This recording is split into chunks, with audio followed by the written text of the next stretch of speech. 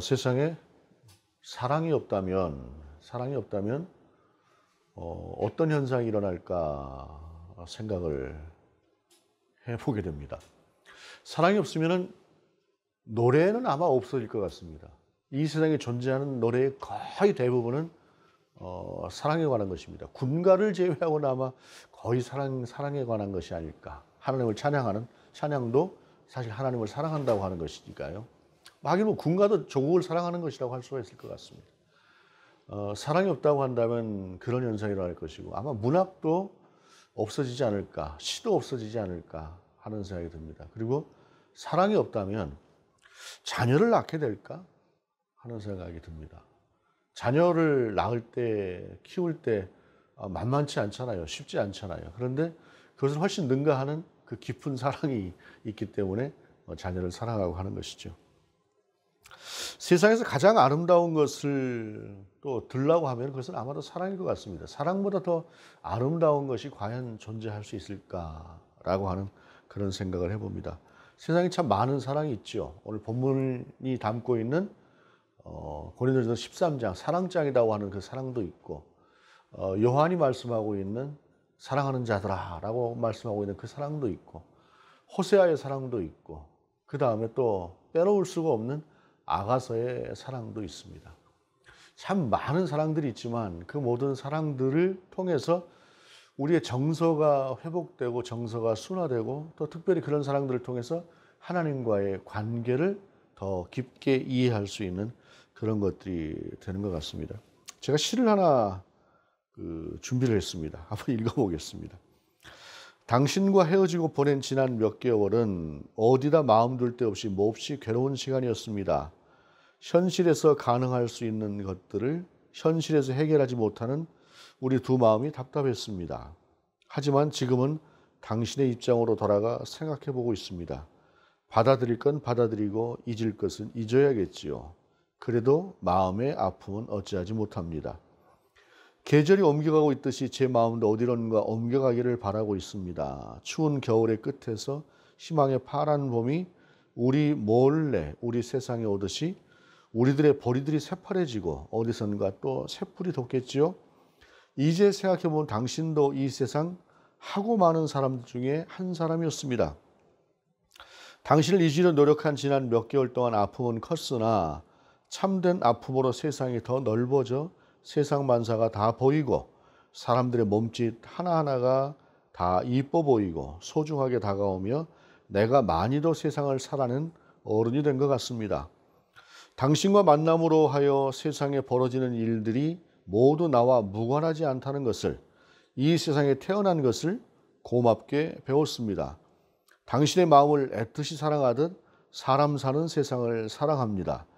길가에 풀꽃 하나만 봐도 당신으로 이어지던 날들과 당신의 어깨에 내 머리를 얹은 어느 날 잔잔한 바다로 지는 해와 함께 우리 둘인 참 좋았습니다. 이 봄은 따로따로 봄이겠지요. 그러나 다 내 조국 산천의 아픈 한 봄입니다. 행복하시길 빕니다. 안녕. 김용택이라고 하는 시인의 시입니다. 근데 저는 이 시를 읽으면서 사람의 마음이라고 하는 것이 사랑을 통해서 세상도 보게 되고 또 그리고 조국도 보게 되는 그러한 마음들이 느껴졌습니다. 특별히 마지막에 그러다 다 내 조국 산천의 아픈 한 봄입니다 라고 하는 이 마음이, 이 시가 참 마음이 아련하다는 생각을 했었습니다. 지금 우리가 살아내고 있는 이 세상 같다라고 하는 생각이 들었습니다.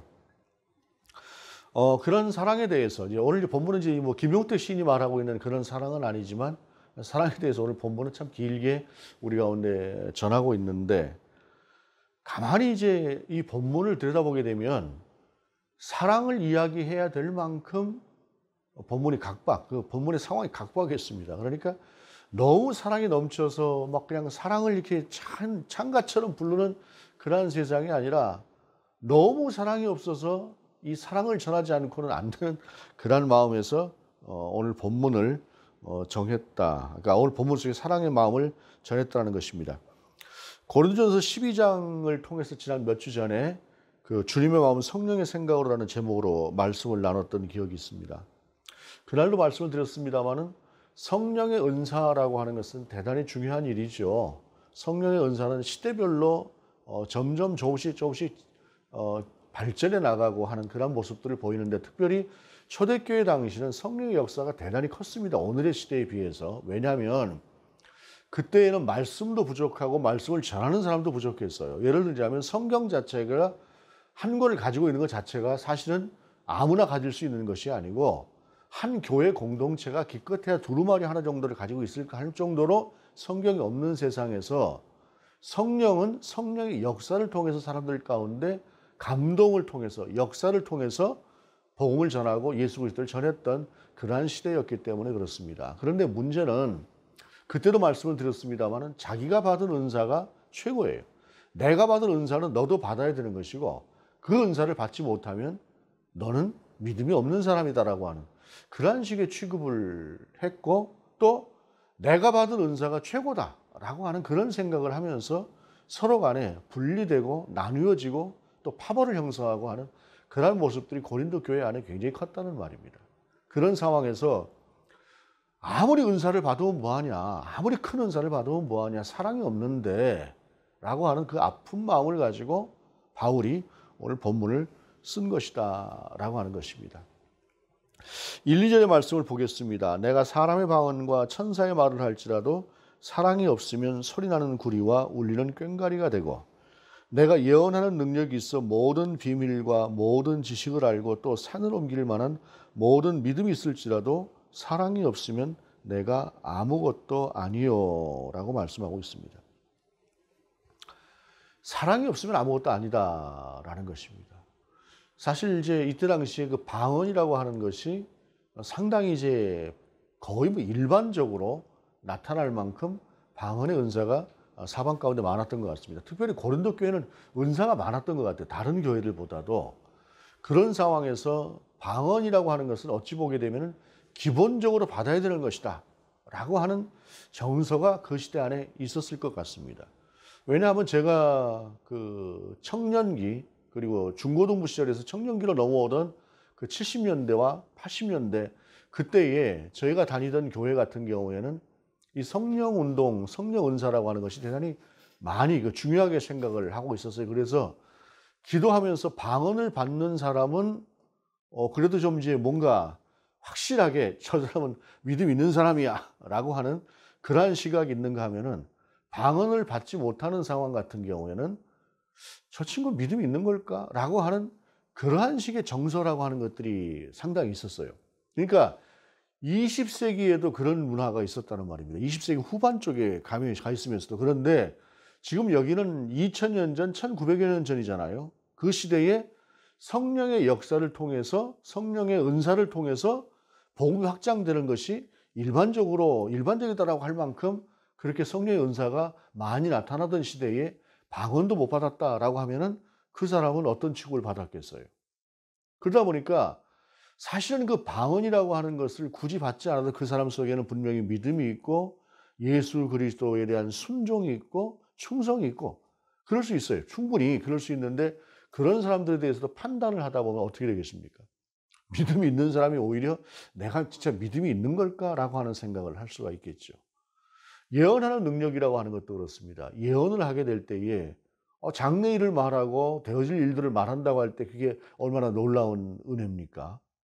그런데 그 은혜를 받은 사람은 나는 좀 달라 라고 그 사람이 그런 생각을 한다고 한다면, 그런 생각을 하고 있다고 한다면, 교회 공동체를 사랑하고 그 교회 공동체를 이용해서, 그러니까 위해서 방언도 예언도 또 다른 믿음으로 나타나는 역사도 함께 나간다고 한다면 정말 아름답겠지만, 그렇지가 않고 교회 공동체를 사랑하는 마음이 없이, 성도를 사랑하는 마음이 없이 그저 은사만을 자랑하는 그러한 상태가 된다고 한다면 그게 아무것도 아니다라고 하는 것이 오늘 본문 속에서 말씀하고 있는 내용이다라고 하는 것입니다. 그러면서 내가 내게 있는 모든 것으로 구제하고 또 내 몸을 불사르게 내줄지라도 사랑이 없으면 내게 아무 유익이 없느니라 라고 말씀합니다.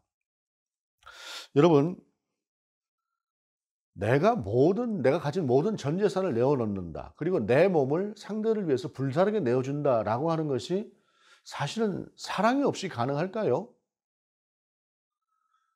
한번 생각을 해 보십시다. 어떤 사람이 자기의 전 재산을 뭔가 세상에 대한 연민이나 그런 것이 없이 다 내어놓는 사람이 있을 수 있겠습니까? 없을 것 같습니다.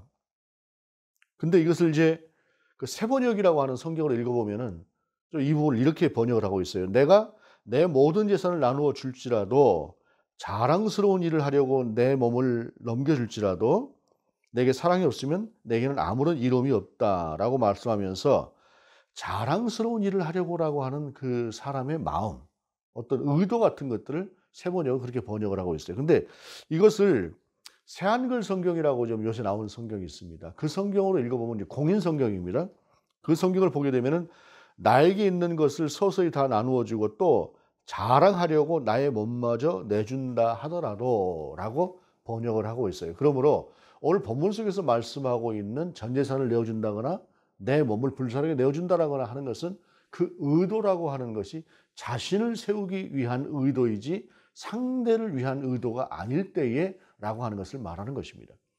사실 이런 경우를 찾는 것은 굉장히 어려울 것 같습니다만 왜 바울이 굳이 이런 표현을 썼을까라고 하는 것은 이것은 하나의 과장법이라고 생각이 돼요. 설사 네가 그렇게 한다고 할지라도 아무나 할 수 없는 것, 아마도 못할 것들, 그런 것들조차도 네가 한다고 할지라도 그럴지라도 사랑이 없으면 그것은 아무 유익이 없다. 그러니까 그만큼 사랑이라고 하는 것이 중요한 것이고 사랑이 있어야 된다라고 하는 것을 굉장히 강조하기 위해서 과장스럽게 이런 표현을 쓰고 있는 것이다라는 것입니다. 그것은 그만큼 사랑이라고 하는 것이 중요하고 사랑이 없이 행하는 모든 것들엔 문제가 있다라고 하는 것이죠. 그러면 사랑이라는 것은 무엇인가라고 하는 것을 본문은 이렇게 말씀하고 있습니다. 사랑은 오래 참고 사랑은 온유하며 시기하지 아니하며 사랑은 자랑하지 아니하며 교만하지 아니하고 무례히 행하지 아니하며 자기의 유익을 구하지 아니하며 성내지 아니하며 악한 것을 생각하지 아니하며. 여러분 이 말씀은 그냥 우리가 쉽게 이해가 되지요. 한 부분 한 부분이라는 것이 굳이 설명을 하지 않아도 될 만큼 그렇습니다. 그런데 새한글 성경에 보니까 더 재밌게 표현을 하고 있어요. 교만하지 아니하며라고 하는 표현을 거들먹거리지 아니하며라고 이야기하고 있어요. 거들먹거린다. 이렇게 우리가 한번 생각을 해 보십시다. 교만이라고 하는 표현도 사실 생각해 보면 맞는 말이에요. 사랑은 교만하지 않다라고 하는 말도 맞는 말인데 이것이 거들먹거린다라고 하는 표현으로 우리가 생각을 해 보게 되면 더 쉽게 이해가 가는 것 같습니다. 사랑하는데 상대를 사랑하는데 그 사람 앞에서 거들먹거리고 자기 잘난 척을 하고 상대를 좀 우습게 여긴다? 여러분 이것이 과연 사랑이겠는가라고 하는 생각을 해 보게 되는 것이죠. 사람이 좀 자기의 위치가 변하면 변하는 경우가 참 많이 있습니다. 사실 안 변하는 경우가 별로 없는 것 같습니다. 제가 전에 이제 가장 많이 목사 안수를 받을 무렵 중에서 가장 많이 들었던 말들 중에 하나가 뭐냐면 이제 전도사님도 목사 안수를 받으실 텐데 "왜 그렇게 목사님들이 목사 안수만 받고 나면 변해요?" 그런 얘기들을 많이 해요. 뭐 오래전 얘기입니다만 지금 목사 안수 받았다고 누가 그렇게 대해 주지도 않고 또 그런 사람도 없습니다마는 좀 그분들 눈에는 '목사 안수 받더니 좀 거들먹거린다.'라고 하는 것으로 보였던 것 같아요. 근데 이것은 또 이제 또 다른 경우도 있습니다. 교회 안에서 이런 말들을 많이 해요. "아 그 양반 참 집사 때는 참 괜찮더니 장로 되더니 이상해."라고 하는 말을 합니다. 여러분 가만히 한번 이제 생각을 해 보세요. 장로가 되더니 변했다. 말하자면 교만해졌다. 거들먹거린다라고 하는 것이에요. 목사도 장로도 교회를 섬기라고 만들어 놓은 직분이지 거들먹거리라고 만들어 놓은 직분은 아닙니다. 교만해지라고 만들어 놓은 직분은 아니에요. 그런데 목사 안수 받았다고 장로 안수 받았다고 그것이 하나의 계급처럼 군다고 한다면 그것은 문제가 아니겠습니까? 그래서 오늘 본문은 교만하지 아니하며라고 이야기를 하고 있는 것입니다. 그것은 앞에서 말씀하고 있는 온유하며라고 하는 말과 같은 그러한 의미로 우리가 들여다볼 수 있는 말이다라는 것입니다. 방언을 받더니 방언을 받지 못한 사람을 보고 옵신 여겨요. 예언하는 은사를 받더니 예언하지 못하는 사람들을 없이 여겨요. 좀 성령의 은사가 다른 여러 가지 다양한 은사들이 나타나고 능력이 나타나니까 자기가 마치 뭐 대단한 사람이나 된 것처럼 거들먹거려요. 이런 경우가 있었다고 할 때에 그러지 말라라고 하는 것을 말씀하고 있는 것입니다. 그러면서 말씀하고 있는 것이 오늘 본문의 말씀을 보게 되면 이제 이런 말이 있어요. 세상에. 속도보다 방향입니다 라고 하는 것을 말하고 있는데, 그러니까 말하는 경우가 있는데, 여러분 좋은 차를 타고 좋은 속도를 내면서 한참을 달렸습니다. 그런데 내가 가고자 하는 방향과 전혀 다른 방향이라고 한다면 속도를 낸 만큼, 달려간 만큼, 기분 좋게 간 만큼 손해가 되는 것이죠. 말하자면 거들먹거린다, 나 자신을 좀 내세운다 라고 하는 것들이 바로 그런 것이다 라고 하는 것을 말하는 것입니다. 실제로 그렇습니다. 마태복음 같은 경우에 보게 되면, 마태복음 7장에 보게 되면 이렇게 말씀하고 있어요.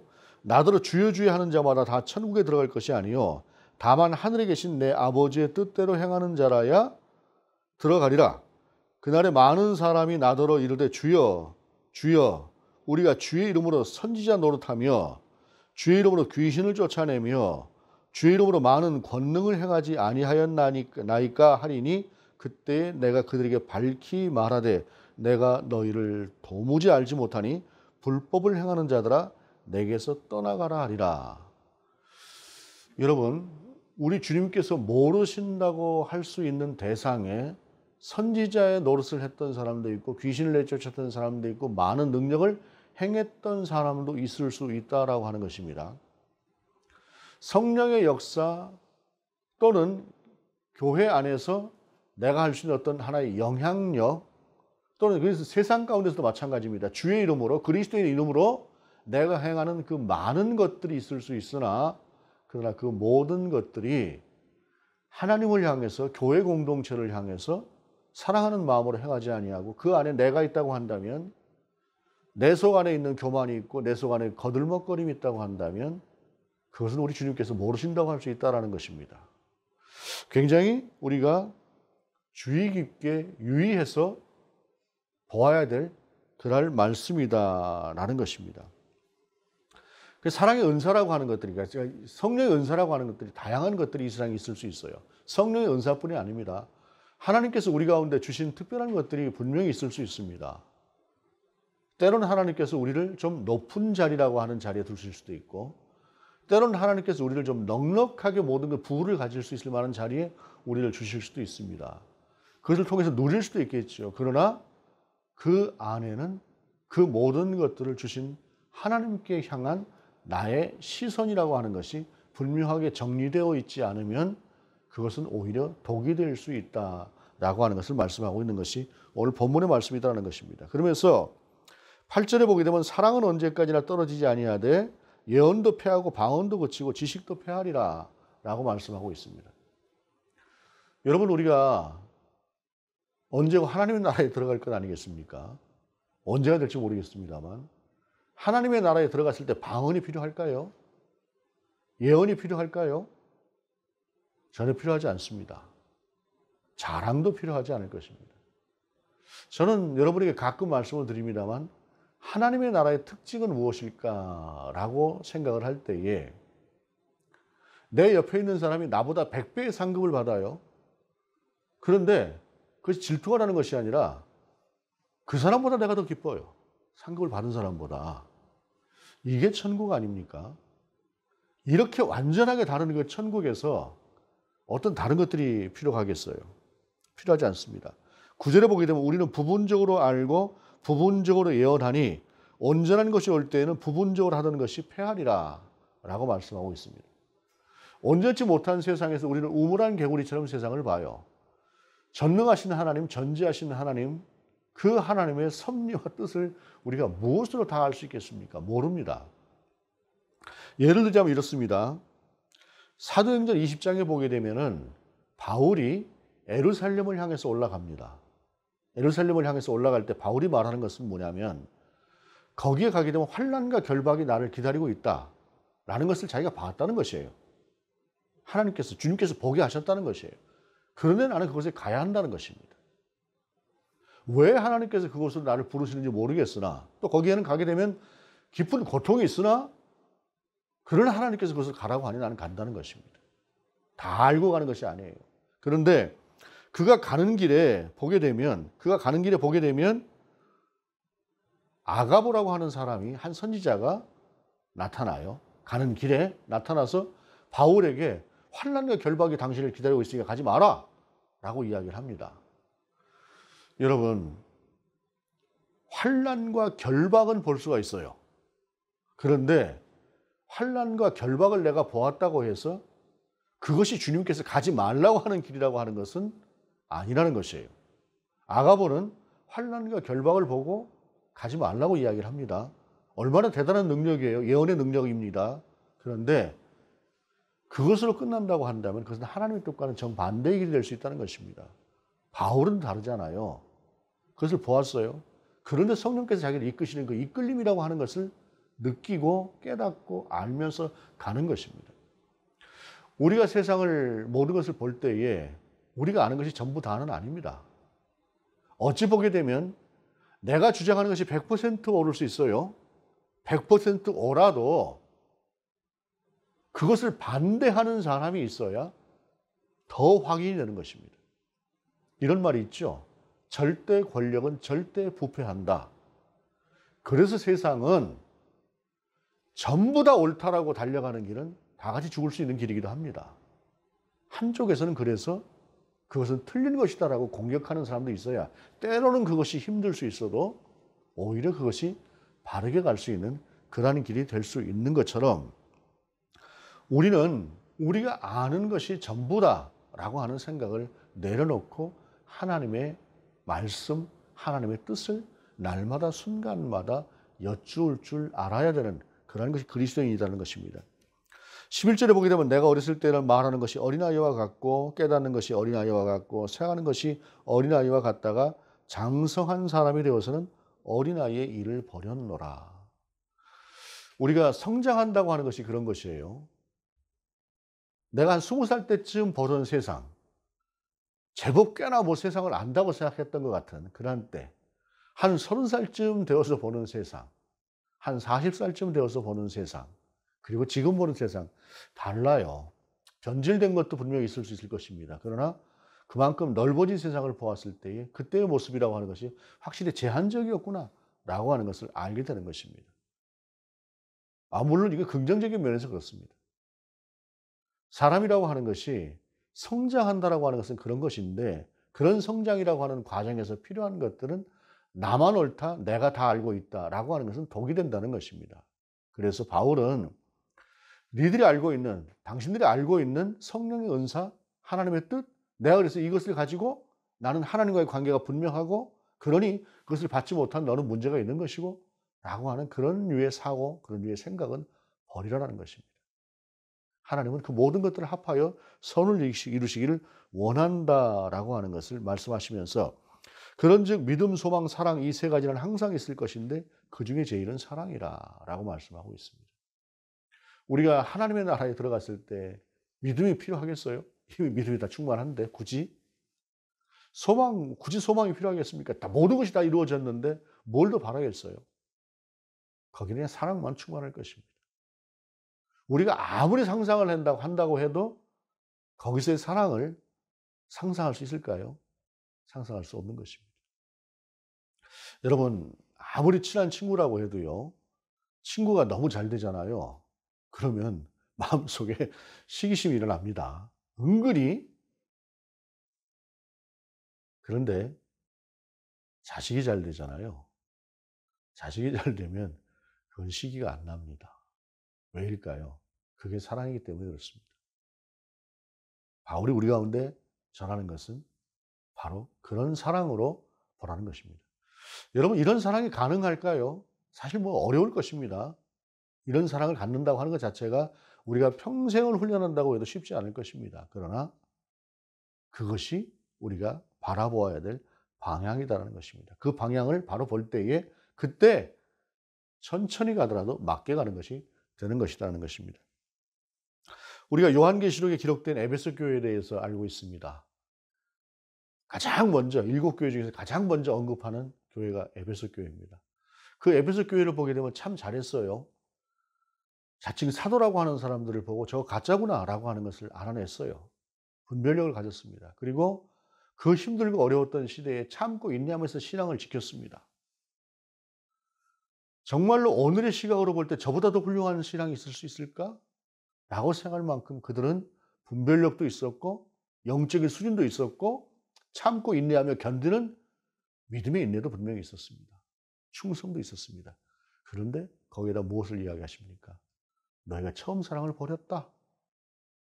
처음 사랑을 버렸다라고 이야기를 하는 것입니다. 오늘날 우리 시각으로 보게 되면은 거의 A+ 정도를 줄 만큼 점수가 되는 그러한 교회인 것 같은데 아니다. 너희는 사랑을 회복해야 된다라고 말씀하고 있습니다. 그만큼 사랑이 중요한 것입니다. 의무적으로 최선을 다하는 것 같지만 그 안에는 아무런 느낌도 없다고 할 때에 그것은 나하고 전혀 관계가 없는 남이라고 한다면 유익이 될 수 있을 것입니다. 그러나 나하고 깊은 관계가 있는 대상이 의무적으로만 최선을 다한다고 할 때 그것은 나와는 무관한 사람처럼 대해질 수밖에 없을 것입니다. 하나님과 우리 사이도 그렇고 성도의 관계도 마찬가지입니다. 무엇인가 기능적인 것이 중요한 것도 있지만 그러나 그보다 더 중요한 것은 사랑이다라는 것입니다. 우리가 사는 세상 가장 필요한 것이 이 사랑일 것이다 생각을 합니다.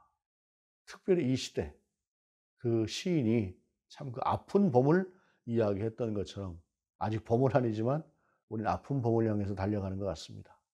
그 시대에 그 시기에 우리에게 필요한 것은 무엇일까? 하나님께 대한 사랑, 서로에 대한 사랑입니다. 내가 가진 것, 내가 가진 생각이라고 하는 것이 100% 옳을 수도 있습니다. 그러나 적어도 그리스도 안에서는 우리가 상대를 수용할 수 있고 내 생각을 잠시 내려놓을 수 있는, 내 주장을 잠시 내려놓을 수 있는 그런 것들이 필요한 세상이다라고 하는 생각을 합니다. 우리의 시선이 하나님께로 그리고 사랑으로 채워졌으면 좋겠고 바라보아졌으면 좋겠다 생각합니다.